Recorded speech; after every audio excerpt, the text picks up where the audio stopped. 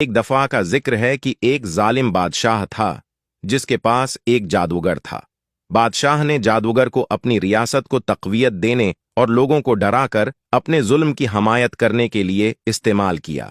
تاہم جادوگر بہت بوڑھا ہو گیا تھا اور اسے بادشاہ کے محل میں اس کی جگہ لینے کے لیے اسے جادو سکھانے کے لیے ایک ہوشیار لڑکے کی ضرورت تھی۔ جادوگر کو ایک ذہین لڑکا ملا اور اسے اس جگہ کے لیے چنا۔ اس نے لڑکے کو وقفے وقفے سے جادو کا سبق سکھانا شروع کیا۔ ہوشیار لڑکا روزانہ جادوگر کے پاس جاتا اور راستے میں اسے ایک راہب ملا جو اللہ کا بڑا علم رکھتا تھا۔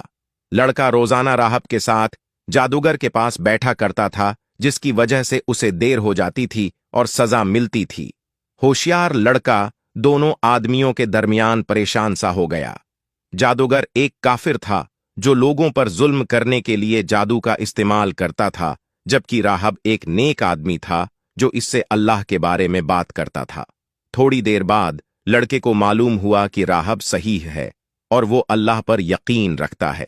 لڑکا نیک ہو گیا اور لوگوں کو اللہ کی طرف بلایا۔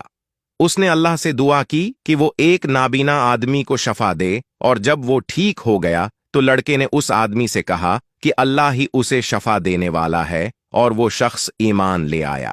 بادشاہ کو اس لڑکے کی کہانی معلوم ہوئی اور وہ اس پر غصہ ہوا۔ اس نے اپنے سپاہیوں کو حکم دیا کہ راہب کو لڑکے کے سامنے 2 حصوں میں تقسیم کر کے اسے مار ڈالو، لیکن لڑکا ساکت کھڑا رہا۔ لڑکے کو مارنے کی کئی ناکام کوششوں کے بعد لڑکے نے بادشاہ سے کہا کہ اگر وہ اسے مارنا چاہتا ہے تو لوگوں کو جمع کرے، بسم اللہ کہے اور اپنی جیب سے تیر پھینکے۔ اس نے یہ کیا تو لڑکا مارا گیا، لیکن یہ منظر دیکھ کر سب لوگ اللہ پر ایمان لے آئے۔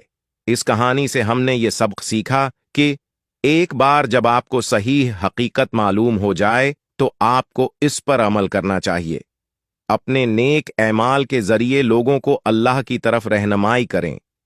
اللہ کی خاطر اپنی قربانی کو کبھی کم نہ سمجھیں۔